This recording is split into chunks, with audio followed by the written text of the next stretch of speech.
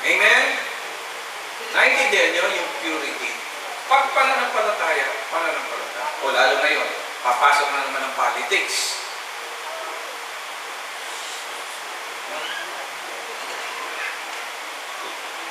But naiintindihan mo ba sinasabi ko?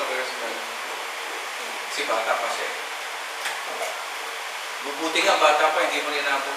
Kami, inabot namin. Nagsimula. Ang Ebanghelyo nagsimula sa pananampalataya, nagwakas sa pananaya. Punta sa tayaan. Kailangan nagsimula ka, ng faith, isang magtatapos. Pero alam mo yung ibig sabihin ng faith to faith? It just simply means no other business. Greek, ano kasi ito no? No other business. Wala kayong ibang pag-usapan, kundi yan lang. Alam mo, napakabuti na Diyos, nakapala na tayo. Pwede ba pumunta? Patay na. So, ayan na naman tayo. Ang haba ng sige, napakabuti ng Diyos. Pagkatapos, ganyan lang pala ang kauwian.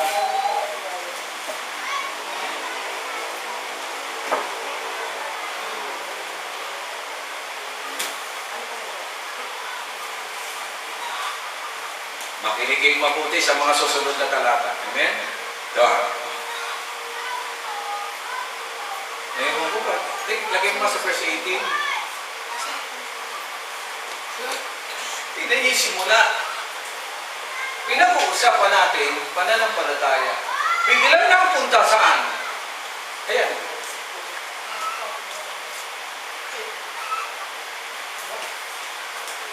Ang puot ng Diyos.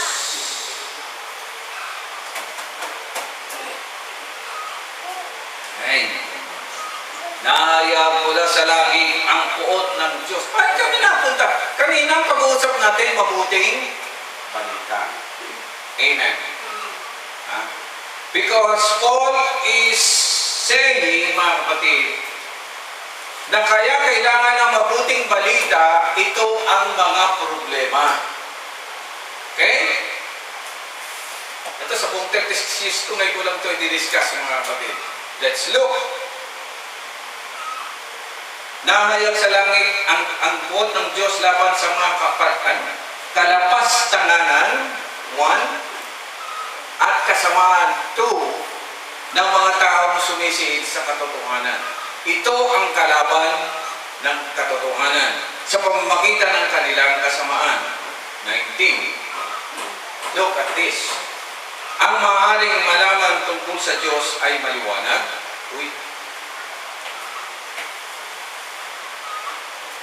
Because what may be known of God is manifested in for God that showed it to them. Okay? Saan daw nakita ang patungkol sa Panginoong Diyos? Ito basic ito. No? Huwag kayong alis dito. Ito po ang sikreto niya. Mula pa ng ligayin. Okay, sa creation. Doon po. Basic po yan. No? Creation. Huwag kayong pupunta sa kahit anong-ano. Punta kagad kayo sa creation. Ang Diyos, ano? At ang maaaring malaman tungkol sa Diyos ay maliwanag, yamang inihayag ito sa kanila ng Diyos. Nothing, huwag kayong maniwala na misteryoso pa ang Panginoong Diyos na nangyari. Ang sabi ng Biblia, ang lahat ng patungkol sa Diyos, naihayag na. Amen. Naihayag na. Saan mo nakita? Sa pamagitan ng creation. Basic po yan, para hindi kayo mawala. Mula pa ng likay niya ang sanlibutan. So yung creation, that's 20. Ang kalikasang di nakikita, ang kanyang walang hanggang kapangyarihan, 3 po yan, at pagka-Diyos ay maliwanag na nahayag sa mga bagay. Kuno mo nga yung blackboard. So, from the invisible things of His creation, Lord, astonishing, being understood, the things that are made, and His power and God. Dito na. Iwanan natin ang konti.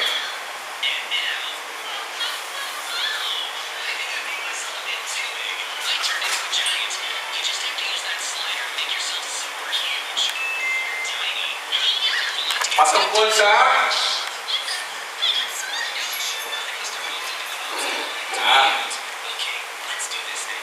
sa Tagalog,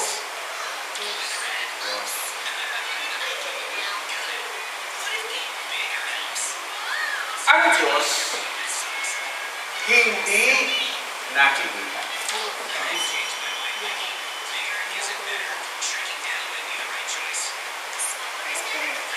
Hindi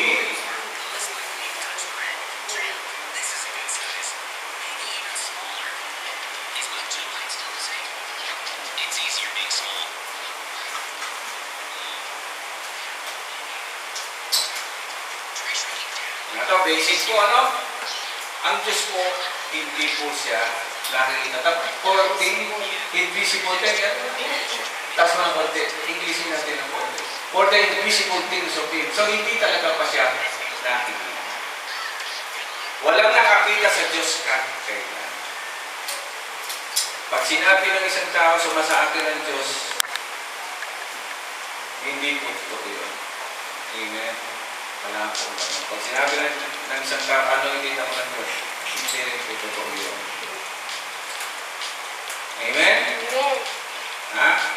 E paano ang Panginoon sa Kristo? Wala pong sinabi ang Panginoong Diyos na siya ay Diyos. Kahit saan niyo basahin. Ang sabi lang ng Panginoon sa Kristo, ano ba ginagawa ko? Kung nakikita niyo ginagawa ko, ay ginagawa ng Panginoong Diyos. Yun yung wording niya. Bakit ayaw niyo maniwala sa akin? Yun. Papatuloy ka namin dahil sinasabi ko, wala po saan sinasabi gano'n. Sabi niya, kayo makakakita kung ang ginagawa ko sa Diyos o hindi. Dito pa rin ang sinabi niya. Nagpagalingan ko, nagganito ko. Gawain mo ng Diyos yun. O ngayon, ano sasabihin niyo? Pero minsan mga kapatid, hindi niya sinabi direkta ako ang bawal po.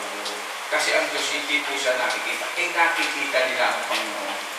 Amen. O yun po yung basic. Kung hindi nyo ako ma-misinterpret, yun po yung basic na doctrine. Ang Diyos talaga sa totoo lang, hindi yan nakikita. Yan. Number 2, sabi rito, kalikasan hindi nakikita. Yun yung 1. So, likas siya hindi na. Number 2, ang kanyang walang hanggang kapangyarihan. Ano ba yung English? Eternal power. Okay.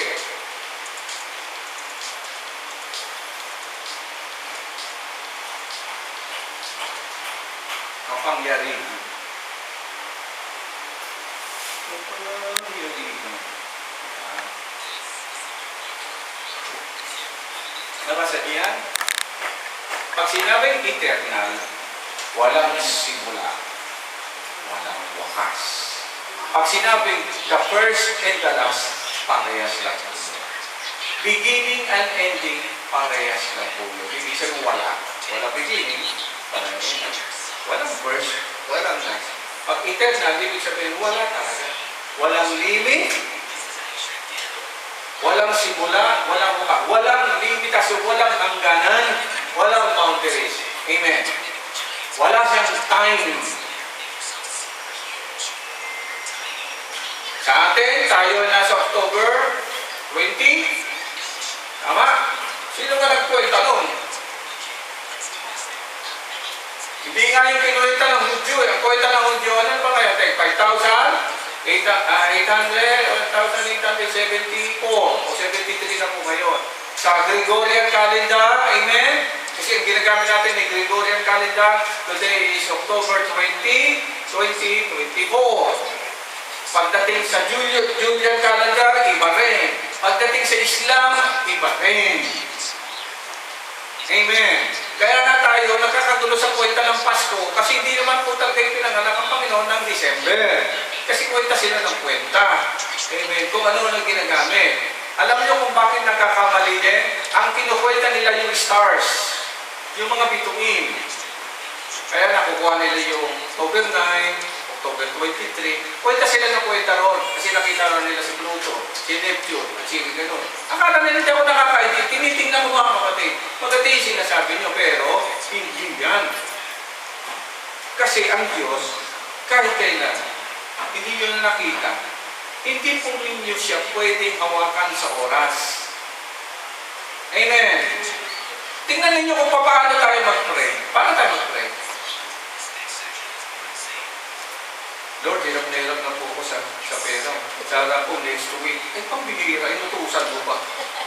Si pumunta ka sa lending, ano sasabihin sa'yo ng lending? O hindi ka pwede sa next week, sa next month ka pa. Marami nakapila. O pambihira. Sila nga, hindi mo pwede utusan eh.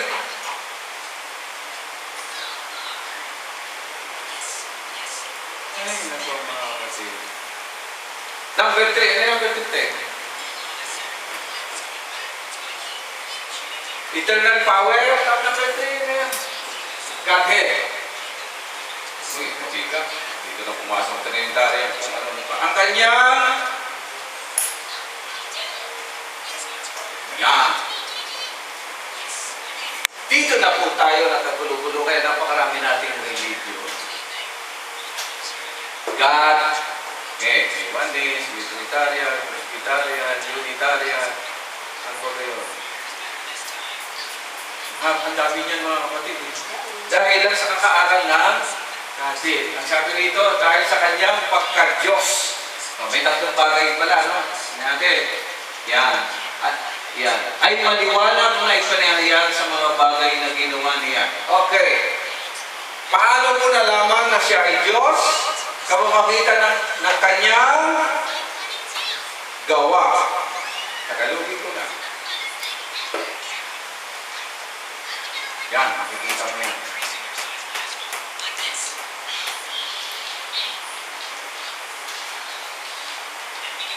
Pinagpala ako ng Diyos, hanggang kailan ang pagpapala mo? Hanggang November lang. Ay, hindi sa Diyos yun. Grabe no? So, nakakita ng blessing hanggang November lang. Pinagpala ko ng Diyos, paano? Nakapobra ko ng ayuda. Kailan yung nakuha mo yung ayuda? Noong October. Hindi po sa Diyos yun. Sa barangay lang yun. Naintindihan niyo ang ibig sabihin dito mga kapatid?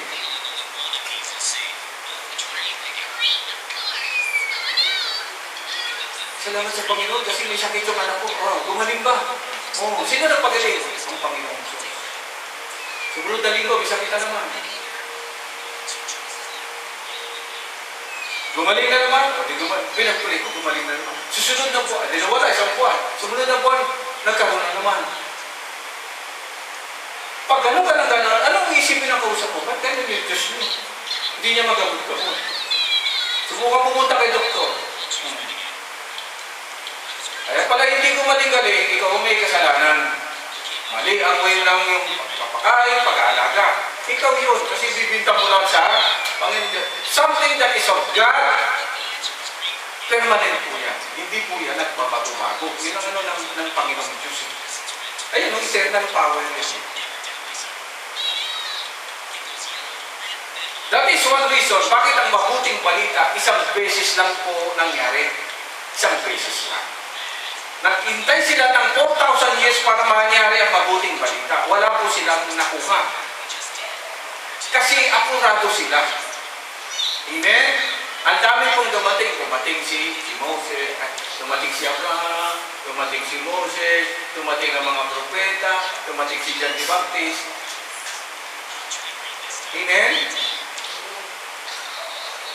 Pastor, ang ibig sabihin? Yun ang ibig sabihin. Dumating sila lahat, tapos sasabihin ng bawal isa, hindi pa pala siya.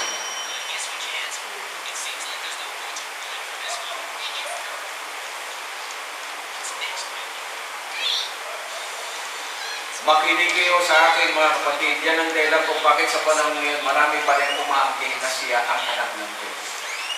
Yung isa na aresto na nga yun. Anak ng Diyos na aresto. Di ba sila naman nagsabi, ako yung anak na appointed siya. Sabi ko, hindi na nawala-wala yan. Pag sila po doon na lumaki, mga yan, sila kahit na, at wala na tayo, matay na tayo lahat. Amen? Malangit na ba tayo, sabi nga ng Catholic. Ganun pa rin ang maririnig nila yan. May maririnig naman sila, ako ang anak ng Diyos na naman. Wala nang katapusan yan. Basta nilagyan mo na ng limitation, nilagyan mo na ng ano, wala na. Isang beses lang po nangyari. 2,000 years ago na nangyari sa atin, dumating na siya, hanggang ngayon siya pa rin.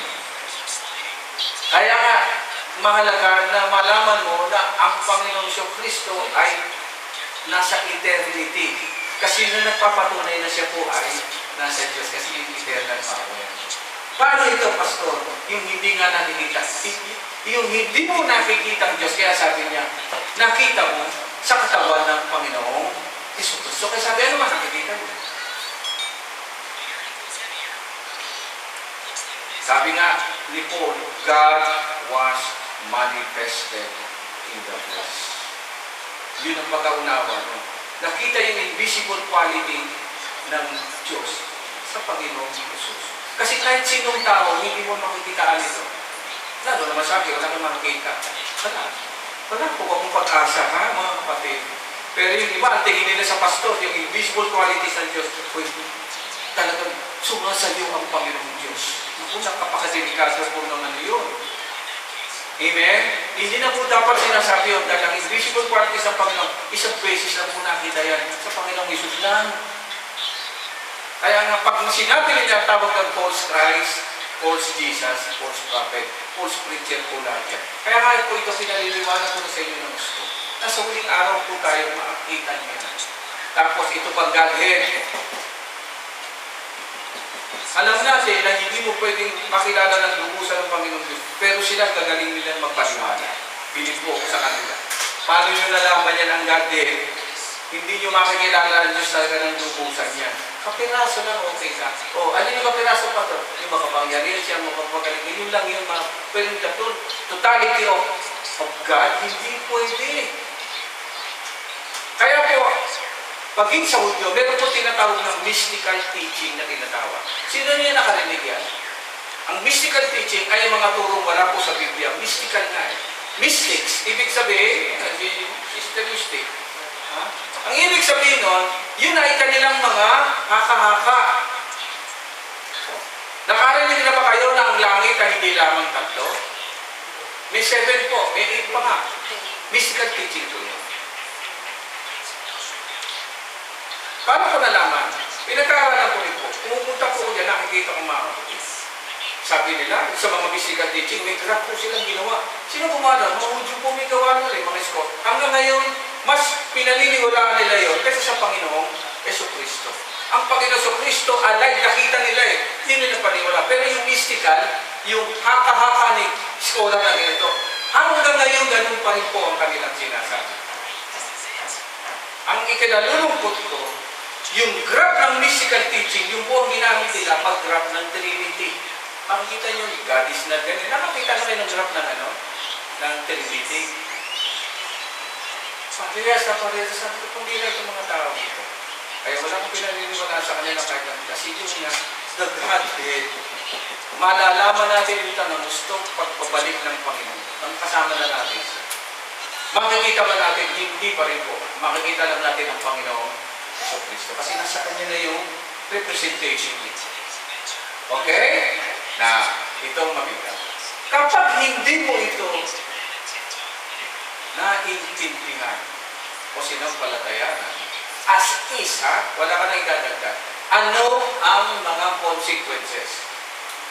Hindi ko i-discuss ngayon ng buo sa next na, pero magbibigyan ko sa inyo ng halimbawa.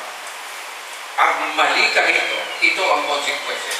Sinabi na rin po rito yan, sabi rito. Maliwanag na inihayag ang mga bagay na at wala na silang makita nila. Verse 21, ito ha. Pwede nyo pag-aralan sa next week. Kahit nakilala na nila ang Diyos. Uy, kilala na raw nila ang Diyos. Kahit nakilala, okay, pinalagay na. It is a presumption. Kahit nakilala nila ang Diyos, siya hindi nila pinarangalan bilang Diyos. Ni pinasalamatan man.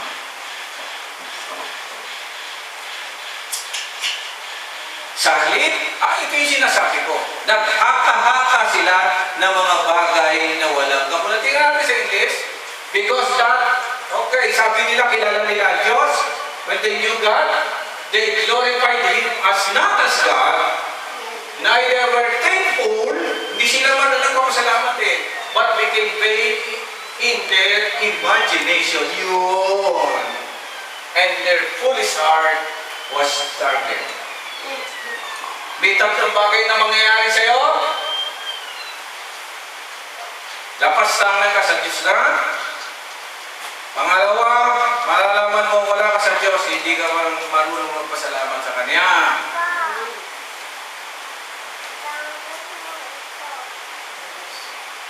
Amen. Binigyan ka ni Mayor o ni politika, binigyan ka ng pera. Sinukulang ka, amen? Binigyan ka 5,000. Mistake, binigyan ka. Mistake. Ano sabihin mo? Salamat sa Diyos.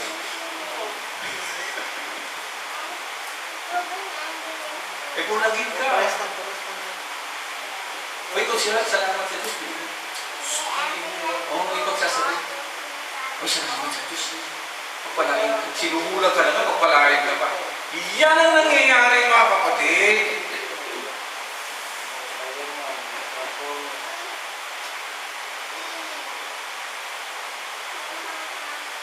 Ang lumalabas sa bibig mo,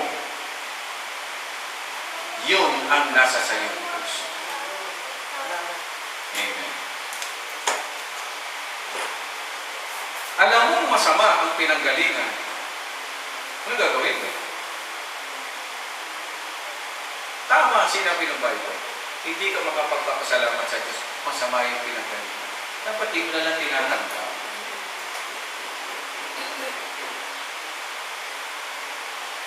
Gawin mo, ang sabi sa atin dito, kapag ibinoto natin si ganun, pagpapatayo tayo ng chapel. Ako bilang pastor, kaawa nga kasi hindi ko pwede konsulta sa inyo. Ako lang ang kausap. Naku, pastor, kung umano man ng araw na may chapel na bago. Kasi yung mga, tinuro ko sa akin kung sa yung mga chapel na bago. Tinignan ko, bago ka ang chapel. Bahala kayo, ako hindi ako papayan ng ganyan. Kasi pag tinanggap yan, hindi ako pwede magpasalamat sa Panginoong Diyos. Amen. Salamat Panginoong Diyos na subulan na kasama.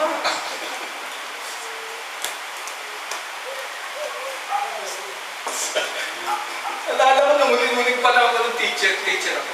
Miniting pa naman kami.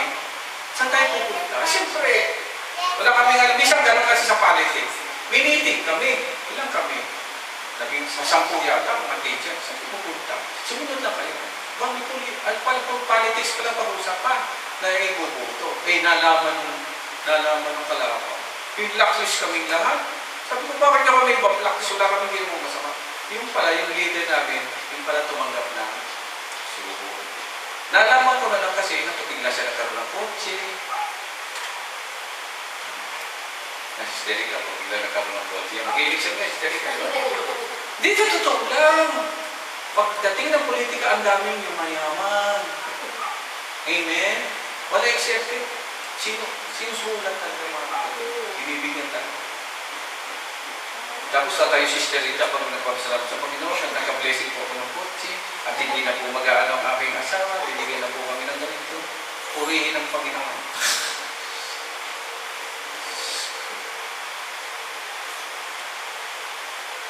Ito po, hindi na marunong magpasalamat kung ano-ano pa ang iniimbento. Anong sabi ng isang pastor? Ako, natatawa agad si appointed son of God. Kahit nyo ako ikulong. Kasi naman nagsabi na ng television. Di ba napanood nyo, wala kayong magagawa sa akin. Mawala man ang aking kakamanlupa. Wala na yan sapagkat ako ay spiritual na. Tapos, sa ngayon, kakandidato ng senador. Sabi ko mo ba? Tapusin ko na, tapos na yung stress ng mga pagdating po sa ganyang mga senaryo, aminin natin, nadadamay po tayo mga bilang bunagin, ako bilang pastor. Kaya nga ako minsan tinatanong, saan ba kayo pastor? Siguro na ka. Kaya sabi sa kanila, kapunti na naman, saan po ba ka nag-pepensi? Sabi ko, baka gusto pa nitong bumatin ha? Hindi po, doon po ako sa born again na yun. Mga born again na yun sa bibig lang, pero sa mga ginagawa ay marami po talagang ganyan sa panahon natin.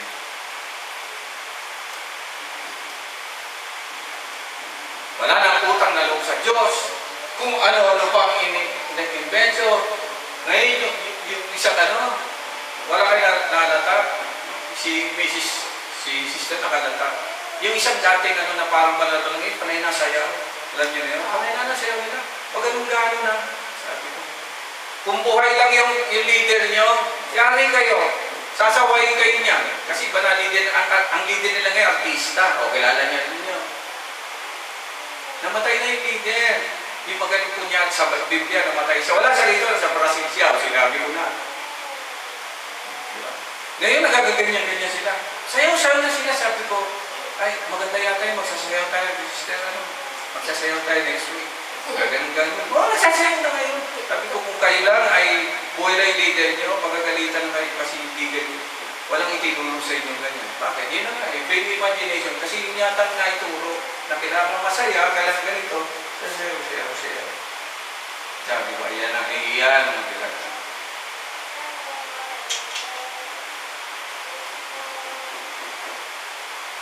Marami pa tayong makikita. Next week, isa-isahin natin ano yung mga kasalanan, bakit nagkaroon ng ganong kasalanan. Kasi may kinalaman pala lahat ng kasalanan yun sa hindi mo pagkilala sa Diyos. Kaya napakarami po. Last na lang na kasalanan na sabi ko ito, nakalagay ko sa YouTube, Facebook, I married my best friend. Sino nakakita mo? Kung nagmamonitor, I married. Yung dalawang babae mag-best friend, nagpakasal na. Sabi ko, nakaipon na naman tayo. Ang huli, di ba may kinasal sa Mindanao? Parang lalaki naman, may kinasal doon. Kailan lang? Tapos ito na naman. So, ang nangyayari kasi, sa pamamagitan ng social media, pinaunawa nila na tanggap na lahat ng mga. Plus, sasabihin yung gender equality. Wala naman po inequality sa gender. Yan sabi ko kay brother, alam ko ang kalagayan mo, huwag ka na lang gumawa ng ikapapahamak. Tanggap kita. Bakit ba hindi? Kung gano'n lang mo, katawan mo at puso mo, bakit? Wala naman po. Huwag ka lang nagawa ng mo rin. Aba ngayon, hindi na. Harapan na yan mga kapatid. Sabi ko, ayan na nga, sinasabi ko. So, lahat ng yan ay nakikita natin nangyayari sa ating harap. At ito, tamang-tama nakikita natin ang mga pangyayari sa ngayon. Wala pong ibang dalangin ngayon mga kapatid, kundi magpakatatag ang bawat sa atin. Kasi talagang hindi tayo titigilan ng sanlibutan ito na gayahin sila. Hindi naman lahat sa sanlibutan ay masama. Kasi diyan tayo nagtatrabaho, di ba? Diyan tayo kumakain. Pero mag-ingat po tayo. Kasi walang pinipili ang demonyo, ang diabo. Talagang naanuin tayo. At ang masaklapas ito, kung sino pa yung nakikita nilang tapat, hindi nila titigilan niya. Ngayon, dito papasok mga kapatid ang sinasabi nito. Kaya nga daw tayo, magtulungan tayo. Yan, maganda, amen. Magtulungan tayo. Pag may problema kapatiran, suportan natin. Huwag natin hindi. Isa nating kapatiran, ito, tapatin ko na kayo, mag-PNS, may nilibing ako mga kapatid. Dating pastor ng kabila. Iyan na, Pastor Jandy, namatay yung tatay. Tapos ako ang kinausap. 20 years ko na hindi nakakita yung mga yun. Ang akin ang tulungan sila mga. Lumusog yung mga dating akin. Imbis siya sila ay i-encourage. Ako, nasermo man. Kasi Pastor Jandy, naawa ako mga kapatid. Umiyak siya talaga sa sama ng buhok niya. Sabi ko talaga yung mga imbis na matayan ka na kung ano ba sinasabi. Ginawa daw niya, siyempre pastor din siya, hindi daw siya mga limo. Tumayo na lang at umalis sandali. Hindi ka siguro ng malalim. Nagtipid. Tsaka yun, sabi ko, iyan ang sinasabi ko mga. Ang pag-encourage para sa kapatiran, huwag tayong magsisihan, huwag tayong mag-anong. Pastor, masama siya, hindi yung pinag-uusapan. Nandun na nga, iaahon mo yan eh. Tutulungan mo yan eh. Yan ang trabaho natin. Kasi bahagi tayo ng katawan ng Panginoon. Kaya nga tayo nagpupuminyo. Pinapaalala sa atin, hindi ka lang nag-iisa dyan. May kapatid ka rin na dapat kayong magkaisa at magtulungan. Amen. Tandaan natin, kapag tayo natutulungan, walang magagawa sa atin ang kaawa. Lalo digit. Ang naman natin ang Panginoon Diyos. Wala namang tugay ang mga. Amen. God bless you, brothers and sisters. Sana po makatin kayo sa susunod na dahil medyo dumalalim ang ating ang kalakayan dito para makita natin ang mga. Alam niyo, maganda sa inyo, kaya ako natutuwa, mature na tayo natin. Hindi ako nahihirapan magpaliwanag kasi wala namang basic na dapat natutunan. Kundi para tayo ng tao kaya nag-analysis na tayo.